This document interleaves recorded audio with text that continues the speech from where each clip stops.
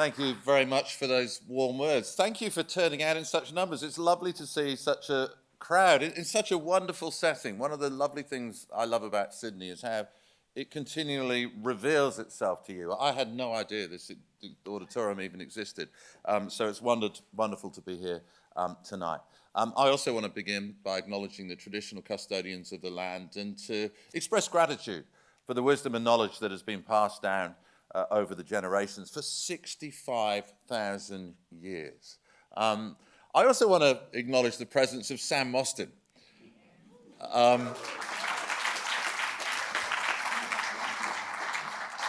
Sam, I'm thrilled for you and I'm thrilled for Australia that you are going to be the next Governor General.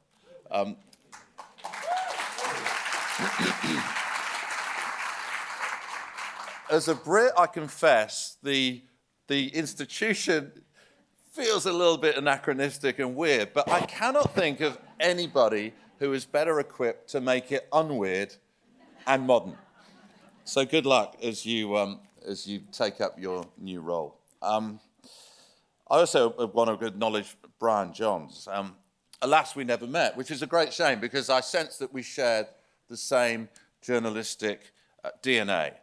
And a belief in public broadcasting, a belief that public broadcasting continually needs to be renewed, a belief that public broadcasting continually needs to be rethought, and a belief that public broadcasting continually needs to be defended.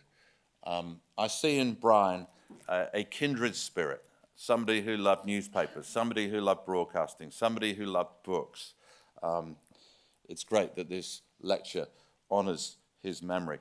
I noticed that he passed away in early 2016. That was such a big bang moment for journalism around the world. It was the year of Brexit in my homeland. It was the year of the shock victory of Donald Trump. How we could have benefited from Brian Johns' wisdom and sagacity as we navigated these disorientated times, which have raised such vexed questions for the media. Certainly they weren't waters that I ever expected to navigate when, I met Donald Trump in Trump Tower in 2014. It was about 9 months before he came down the Golden Escalator, a portal, incidentally, which many of his supporters believe was a stairway from heaven. It was actually proof that he was sent from God. And as John said, it was kind of interesting to shake his hand. Trump is a famed germaphobe. I was really worried that if I put out my hand, he wouldn't actually take it. But he not only took it, he was incredibly friendly. Friendly almost to the point of obsequiousness. It's such a great honor to meet you, he said. I really thought he got those words in the wrong order. But I think he regarded the BBC as an offshoot of the British royal family and that I was some kind of minor royal. And it was interesting as we went through to his boardroom, which is nothing like the kind of firing chamber on The Apprentice, which has those mahogany walls. It's actually quite a beautiful space with lovely views of Central Park down Fifth Avenue. And while my cameraman was sort of miking him up and fixing the lights, we were chit-chatting away, and Trump came across as very lucid and very intelligent and surprisingly humble. These were the days when he enjoyed the company of the press. He didn't regard us as fake news and enemies of the people. We were having a good time. We were getting on well. And then the camera went on, the red light went on, and Trump's persona just completely changed. He came up with these kind of crazy boasts. He came up with these crazy conspiracy theories about wind farms, the nostalgic nationalism that would become such a part of his presidential run. He spoke about that. And one of the mistakes I made when Trump was elected president was that maybe we would get the Trump that I saw before the camera went on. And of course, we got the Trump when the camera went on, times 1,000. Often the magnitude of the presidency has a humbling effect on its occupants. Lyndon Johnson spoke of how the awesome responsibility, the awesome power that you immediately gain has an instantly humbling effect. Now, of course, Donald Trump, this was very opposite. He didn't suffer from imposter syndrome at all. Indeed, in his first television interview with ABC News, the American ABC News, he likened himself already to Abraham Lincoln, the greatest president that have ever existed. We were in for the wildest of rides, which culminated, of course, with January the 6th, an attack on America spoken of rightly, in my opinion, in the same breath as September the 11th and the attack on Pearl Harbor. In the early days of his candidacy, perhaps the smartest piece of commentary came from the Atlantic writer Selena Zito, who posited that Trump supporters took him seriously, though not literally, while detractors took him literally, but not seriously. When it came to political violence, however, this formula broke down. From the outset, it was clear that MAGA diehards were prepared to act on his violent directives. January the 6th should have finished it. This was an American insurrection mounted by a sitting American president. He urged American to fight American. Yet just 7 weeks after the storming of the US Capitol came the consecration of Donald Trump at a conservative conference in Orlando that felt more like a cult conclave. Under the palm trees that lined the sidewalk outside, flora that seemed fittingly apostolic. Trump followers bellowed the former president's name through bullhorns and cheered when a mobile billboard was driven past, illuminated with what was meant to be a trolling taunt, January the 6th reunion. They loved it. It was a badge of honor. As I myself discovered, journalists who interviewed members of the crowd and pushed back against the fantasy that Trump had been the victim of some terrible electoral fraud were encircled by angry supporters with the manic energy of big lie true believers. More so than ever before, the press were the enemies of the people. It was the first time during the Trump years that I actually felt physically at risk. All religions need demons as well as prophets, and inside the convention hall, delegates could purchase Nancy Pelosi toilet paper and Not My Dictator t-shirts portraying Joe Biden with a Hitler-style moustache. But here also was something we had not cast eyes on before, a gold-plated statue of Donald Trump wearing garish Old Glory swim shorts, a shining icon, which looked like the 1980s had thrown up all over it.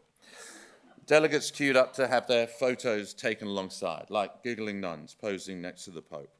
The climax of the event came on the final afternoon of the conference, a Sunday, fittingly, when his arrival on stage to deliver his first speech since leaving the White House felt like a celestial event. It was not so much his resurrection, however, because it was clear by now that January the 6th had not brought about his political death. Rather than being a moment of Trumpian repudiation, the failed rebellion has become a moment of further Republican radicalization. This thrice married, twice impeached, Putin-admiring former playboy, who only a few weeks earlier tried to engineer an American coup, had become the leader of a quasi-religious movement. A messiah complex came together with a martyrdom complex, the sense of shared victimhood that went a long way towards explaining how a billionaire became such a working-class hero. It was Trump as Godhead and Trumpism as creed. The rise of Donald Trump had demonstrated the enduring appeal of an American demagogue. Indeed, just as there was a paranoid style in American politics identified by the scholar Richard Hofstadter during the McCarthy era, there was also a demagogic tradition. Andrew Jackson, the Louisiana governor Huey Long, the red-baiting Senator Joe McCarthy, the Southern segregationist George Wallace. The American story has regularly featured these kind of disruptive and dangerous characters. But there's also an authoritarian style in American politics that Trump successfully harnessed. Indeed, his 4 years in office testified to the allure of an American strongman. His own personal brand of authoritarianism immediately became evident the moment he raised his right hand to take the oath of office. I was stood 50 yards away at the time. And those first 36 hours in charge were his presidency in microcosm. His inaugural address had the ranting, ultra-nationalist tone of a rally speech, more potentate than a fledgling president. His inaugural parade, he'd wanted to display martial trappings. Make it look like North Korea, he said. Tanks and choppers, rather than floats and high school marching bands. He even attempted to gaslight his compatriots into believing his inaugural crowd was the largest in history, demanding that they discount the evidence of their own eyes. All authoritarian regimes begin with an act of repression, and Trump was trying to quash the truth. We all remember what happened next. Sean Spicer, his new press secretary, was dispatched by the president to the White House briefing room, not to take questions from reporters, as ordinarily would be the case, but to bark out a statement with untrue claims about the meager crowd size. Appearing on Meet the Press the same weekend, the White House aide Kellyanne Conway introduced into the lexicon the infamous Orwellian term alternative facts. Trump's Washington instantly felt like Pyongyang on the Potomac. On his first full day in charge, Trump immediately sought to co-opt one of the nation's power ministries by heading over to the CIA headquarters in Langley, Virginia. Then, standing in front of the honor wall, commemorating agents killed defending freedom, he verbally bludgeoned the media, blasting members of the press pack as being amongst the most dishonest human beings on earth. Undermining trust in the Fourth Estate, the monitors of baseline facts, was another classic authoritarian play.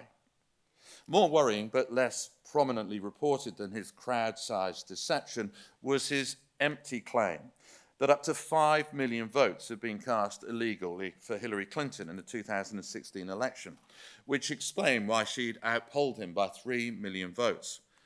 Even in victory, Trump defamed democracy, going as far as to appoint a presidential advisory commission on election integrity, which, needless to say, found no evidence of widespread fraud. Trump believed that power flowed through the tip of his Sharpie pen. Rather than focusing on advancing a legislative agenda, which he should have been able to accomplish given the Republicans controlled both houses of Congress, he instructed his White House aides to draft 200 executive orders that he could sign during his first 100 days.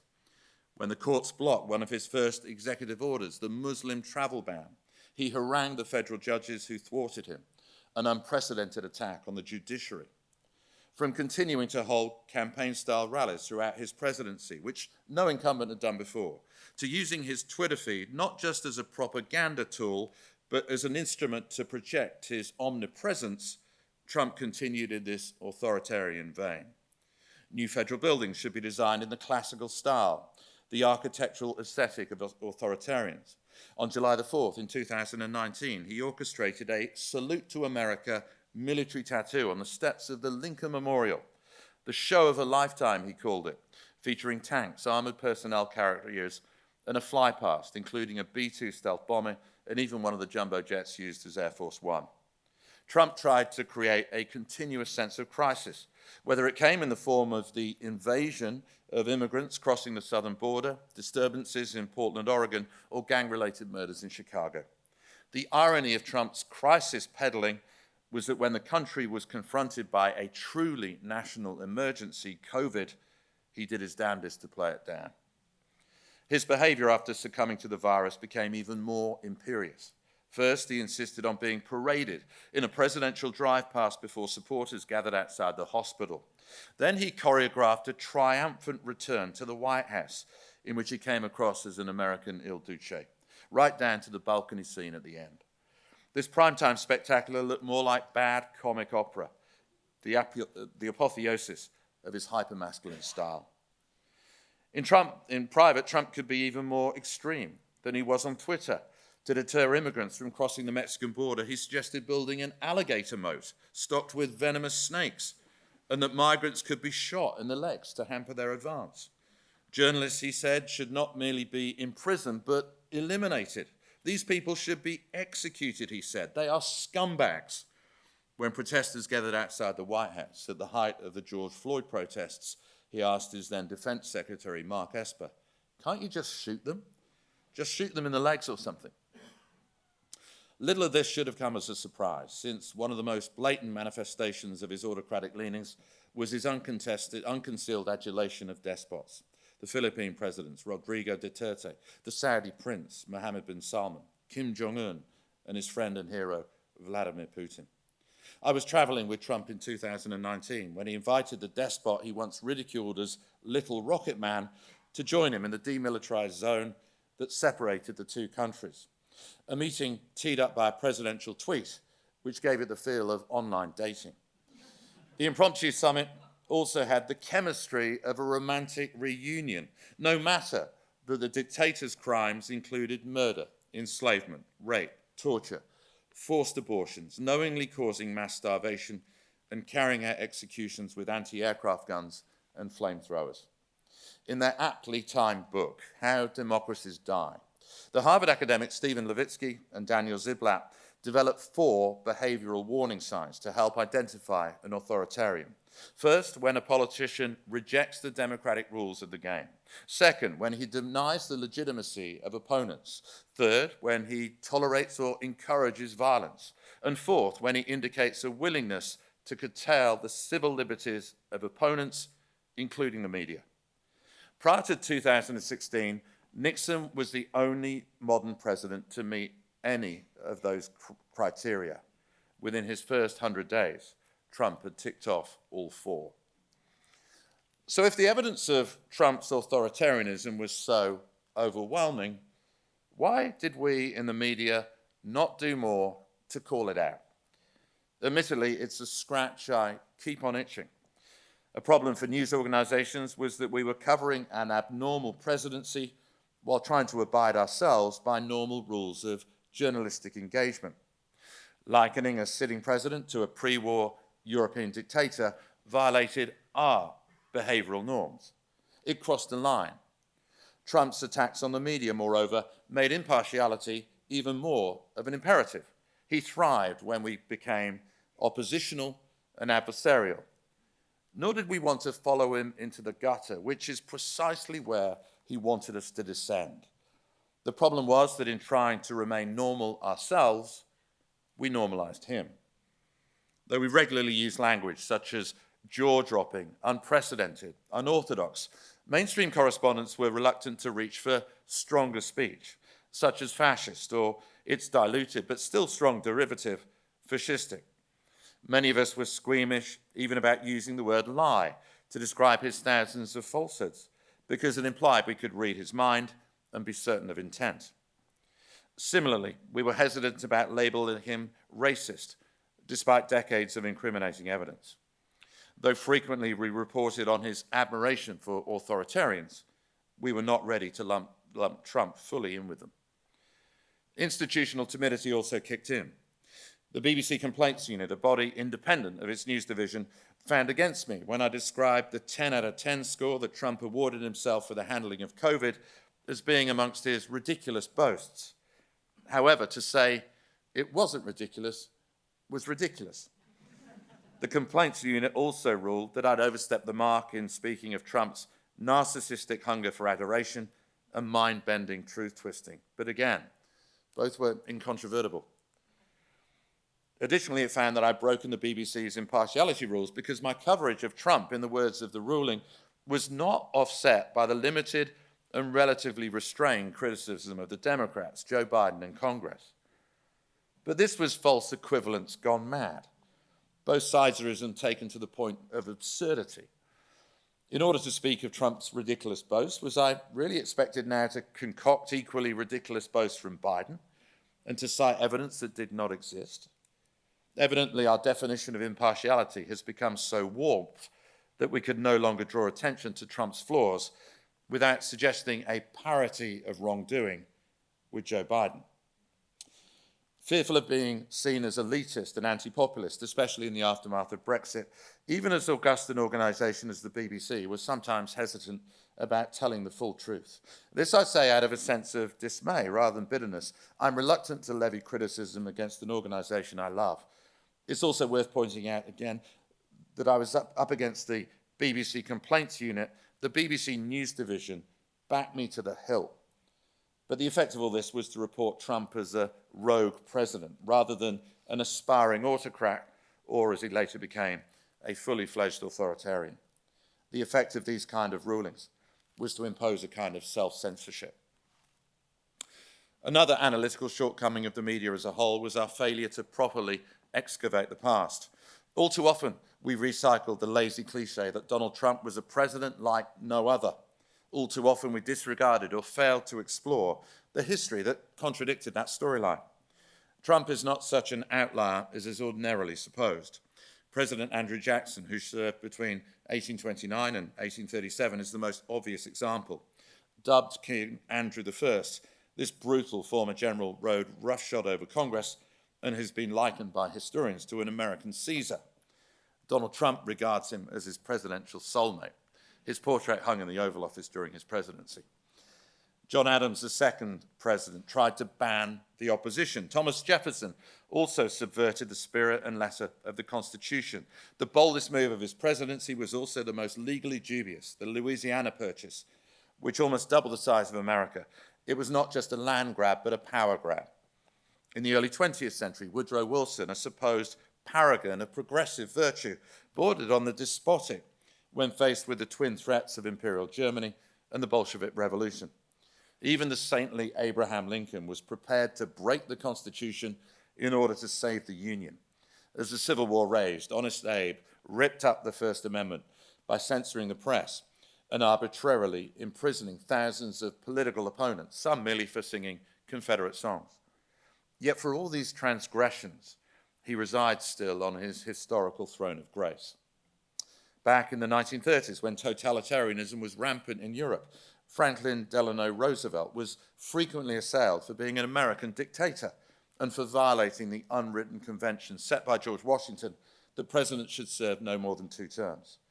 So appalled was H.L. Mencken, the most famed journalist of his day, that he drafted a satirical constitution for the New Deal, which decreed all governmental power of whatever sort shall be vested in the President of the United States. Yet voters re-elected FDR 3 times, thus endorsing his norm-busting. First Lady Eleanor Roosevelt, who suggested to her husband that he should become a benevolent dictator, noticed that the line from his 1933 inaugural address that drew the loudest cheers was his call for a strong presidency that would test the bounds of the Constitution.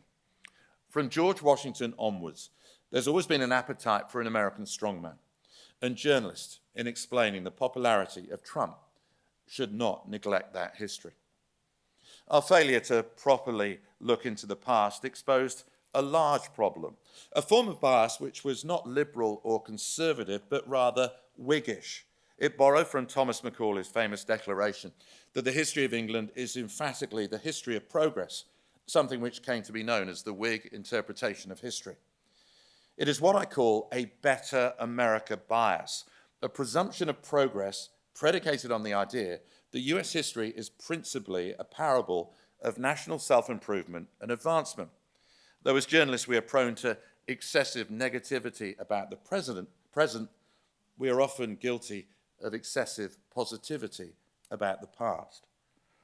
I cannot stress strongly enough to any journalist in any country the need to steep themselves in as much history as they can. Indeed, the advice I used to give young correspondents pitching up at the BBC's bureau in Washington was to remember that America has fought a civil war in the mid-19th century and was still arguing over the terms of a fractious peace. Much like the modern phrase, sorry but not sorry, which is used sarcastically to indicate a lack of remorse, the brief ceremony which brought the armed fighting to an end was a surrender but not a surrender. More than 150 years on, there is an extent to which we continue to live in the post-bellum era. Yet we continue to live in the pre-civil rights era as well, because so many of the issues that led to the breakup of the Union have never been fully resolved. That is why I would now amend my advice to those young journalists. The existence of 2 Americas long predates the Civil War. Division has always been the default setting. Victory at the Battle of Yorktown brought American independence, but it did not mean American nationhood was a given. Indeed, initially it was feared that 2 or 3 separate confederacies might be formed rather than a singular United States. All the clues that you need to decipher why America is so divided and why Trump's political style remains so popular are to be found in the pages of history. I also think it's worth revisiting the more recent past and to remind ourselves of the mistakes we made as an industry when covering his rise. Our coverage, especially in those early days, demonstrated how our news judgment is often warped by the modern-day metrics of news, ratings, likes, clicks. For back in 2016, it was not just the disused steel mills and derelict factories of the Rust Belt that became echo chambers of Trumpism. The media massively amplified the message as well. Indeed, Donald Trump came to be seen as the savior of our wreckage-strewn wasteland, a media landscape dotted with shuttered local newspapers, half-empty newsrooms, and dried-up revenue streams. Into these parched riverbeds, Trump threw a lifeline. At a time when online news sites and apps were desperate for traffic, he became the ultimate clickbait candidate. When cable channels were struggling to attract eyeballs, along came a ratings juggernaut. Attention had become the most valuable commodity of the digital age. Trump generated it in spades. Yet another irony of 2016, and our collective failure in predicting he would win the presidency was that an industry devastated by the new economy failed to fully comprehend how similar disruptive forces would upend politics. I don't believe that Trump mastered the art of the deal. His business skills have always been exaggerated, not least by him, but he's certainly mastered the art of attention. News executives echoed the words reportedly uttered by Hillary Clinton's campaign manager, Robbie Mook, at her Brooklyn headquarters whenever the billionaire appeared on screen. Shush, I've got to get me some Trump. The result was a form of relationship addiction, almost a textbook case study of codependency, an excessive reliance on a partner who requires support for an addiction or illness that ends up being one-sided, abusive, and destructive. On cable, he became the man not just of every hour, but every minute. Even when he wasn't on screen, CNN routinely broadcast an empty podium awaiting his arrival, next to a countdown clock indicating when he'd speak. On network television, the breakfast shows tore up their production values to allow Trump to appear on his mobile rather than in the studio or via satellite, the kind of phoners ordinarily permitted only in the event of important breaking news. Trump inevitably prospered from one of the strongest forms of partiality in our industry, what I call better story bias. Back in 2016, who wanted to follow low-energy Jeb Bush, who sounded like he'd been tranquilized when Trump was holding a stadium rally in the next town? Why cover moderate candidates when the algorithms favored Trump's extremism? No other candidate offered anywhere near the same journalistic entertainment value or dopamine hit. So many modern media trends work to his advantage, from cable channels who favored outrage and confrontation, to the fact that so many journalists now virtually live their professional lives on Twitter, a medium Trump quickly mastered and conquered. He crowned himself the Ernest Hemingway of 140 characters. The Barnum and Bailey-like atmosphere surrounding the race, with Trump in the role of ringmaster, brought a stern rebuke from President Obama.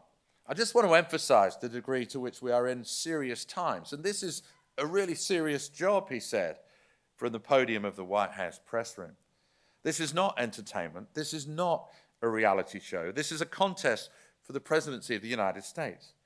But the president was swimming against a rip tide. The mood of the media industry was best summed up by Les Moonves, the former CBS president who was fired for sexually abusing female employees. It may not be good for America, he said, but it's damn good for CBS. Unquestionably, the media gave Trump a huge assist, but it's also worth remembering that by the time he ran for the presidency, the reality TV star was a one-man media conglomerate. In 2016, he could boast more Twitter followers than the traditional outlets like the Washington Post.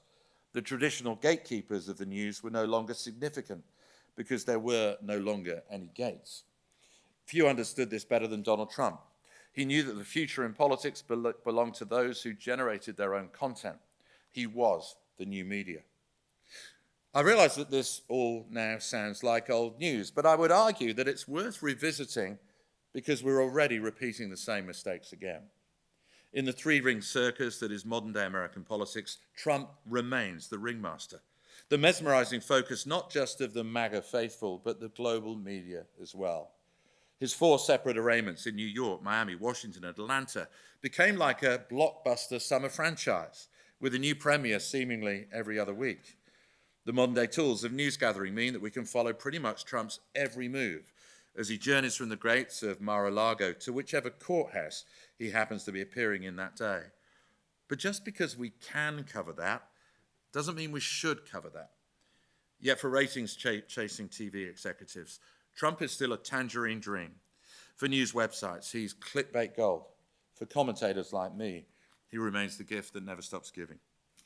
One trap that we are already falling into is the journalistic compulsion to balance negative coverage of Trump with equally negative coverage of Joe Biden, as if there needs to be a parity of negativity. Inevitably, then, we keep on returning to the issue of the president's age and mental state, a legitimate area of inquiry for sure, and one that I've written about at length. But the problem is that Biden's advancing years end up receiving a laser-like focus, whereas there's more of a strobe effect when it comes to Trump's 91 separate felony charges. This is precisely what happened in 2016, when Hillary Clinton's emails, with her email scandal, to demonstrate our impartiality and to offset coverage of Trump's myriad scandals, we kept on returning to her emails. When researchers crunched the numbers, they found that the email scandal received more sentences of coverage than all of Trump's misconduct combined. This gets us into another area of journalistic partiality that often gets overlooked. It's the problem of journalists being so sensitive to the charge of liberal bias that they end up overcorrecting by producing narratives with a conservative slant. I saw this happen in 2000 when Al Gore, who was arguably overqualified to be president, was held to a higher standard by liberal-minded reporters than George W. Bush, who was manifestly underqualified to be president. I'd also warn against caricaturing Trump's supporters. The temptation always, as a TV correspondent especially, is to put a microphone in front of the person you expect to say the most extreme things, which at a Trump rally is usually somebody wearing a MAGA cap with a T-shirt emblazoned with an image of Trump dressed as Rambo or the Terminator. But the more interesting Trump supporters are the well-dressed women who turn up at rallies sipping Starbucks lattes, or the small businessmen wearing sports casual. A lot of smart people vote for Trump, and that's something the media should never ignore. We shouldn't always pick the lowest hanging fruit, the weird apples, although sometimes this kind of restraint can come back to haunt you. A BBC colleague who was covering the aftermath of the 2020 election in Arizona decided that a pro-Trump protester outside a counting center was simply too outlandish to speak to. He was wearing animal pelts and, get this, a horned helmet. Crazy stuff. His name was Jacob Chansley, and on January the 6th, he achieved global fame as the QAnon shaman. But the focus on the QAnon shaman in the aftermath of the insurrection spoke of yet another modern media pitfall, the habit of turning even the gravest of events into comedy, whether in the form of jokes on Twitter, a late-night monologue, a skit on Saturday Night Live, a meme on Instagram, or months later, a Halloween costume. This time around, we should also be less timid about calling Trump out. January the 6th brought his authoritarian tendencies to the fore. So let us not merely say that he is unconventional and norm-busting, but rather that he's an anti-democrat with dictatorial desires. I'm not suggesting that we liken him to Hitler, although there certainly are shades of Mussolini, but we should not be afraid to label him as an aspiring American autocrat. We should also be unafraid to draw parallels with the language of Hitler, which Trump evoked during the primary season when he made his racist claim that immigrants were poisoning the blood of America. Avoiding both siderism and all the journalistic cop-outs that go with it requires an editorial reframing. As Jay Rosen, a professor of journalism at New York University, recently commented, the central conflict in American politics has to shift from Democrats versus Republicans to the MAGA movement versus American democracy. Be truthful, not neutral, has become the mantra of CNN's veteran correspondent, Christiane Amanpour. I'm not going to trot out the cliche that if somebody tells you it's raining and someone tells you it's sunny, then look out the window and find out for yourself, because journalism is rarely so simple. Sometimes the weather is patchy. Sometimes there isn't even a window on hand.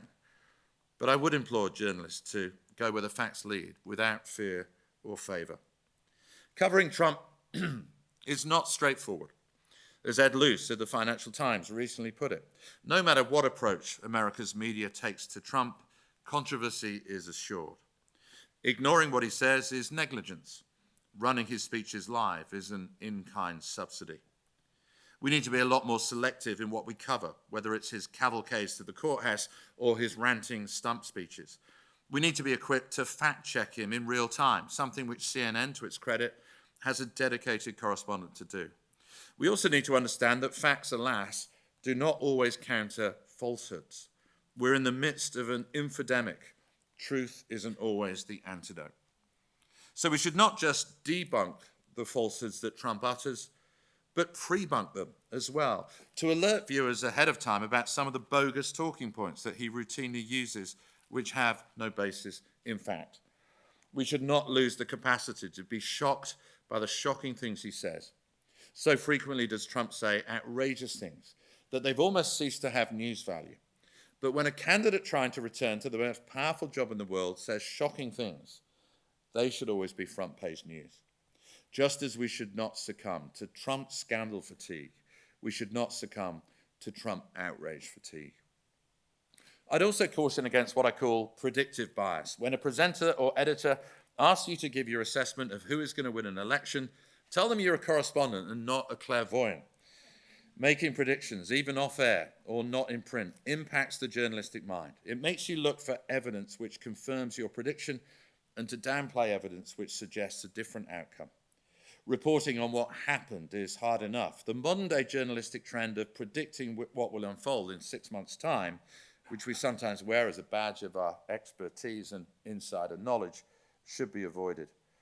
And please let us not fall prey again for one of the strongest forms of partiality in journalism, the best story bias, which leads us to produce narratives which correspond with the storylines that we most want to cover. The somnolence of a Biden second term offers much less journalistic entertainment value than the chaos of a Trump restoration, the ultimate past the popcorn presidency. But at the heart of journalism should be the public good, not our amusement and professional pleasure. Often my mind goes back to the night of Trump's victory in 2016. I was assigned to cover Hillary Clinton's victory speech. They'd set up a stage in a convention center in Manhattan under a glass ceiling that she was figuratively supposed to smash. Early on in the evening, the mood was buoyant. Mentally, at least, members of her press team were popping the champagne corks. But then came the early numbers from key states such as Florida and Pennsylvania, and it quickly became clear that we were going to be reporting on the biggest electoral shock in American history. The press room that night was packed with hundreds of reporters, but the mood was strangely mute. Indeed, it was almost funereal. People paid to speak and write for a living struggled to come up with words. We also realized that we got the election terribly wrong. Had we got it right, we would have been over the Trump victory party a few blocks away in Midtown Manhattan. When our stories were filed and we eventually drifted off into the New York night, I vividly remember a young African-American wandering down the street and overhearing him tell a friend, "America has chosen hate." I also remember the words of a younger BBC colleague, which revealed a wisdom beyond his years. He predicted that a Trump presidency would require us as journalists to summon everything we had ever been taught and everything we had ever learned on the job. A second Trump presidency, if that what eventuates, would confront us with an even tougher test, a maximal test. I hope that as an industry, we are better equipped to meet that challenge. Thank you very much.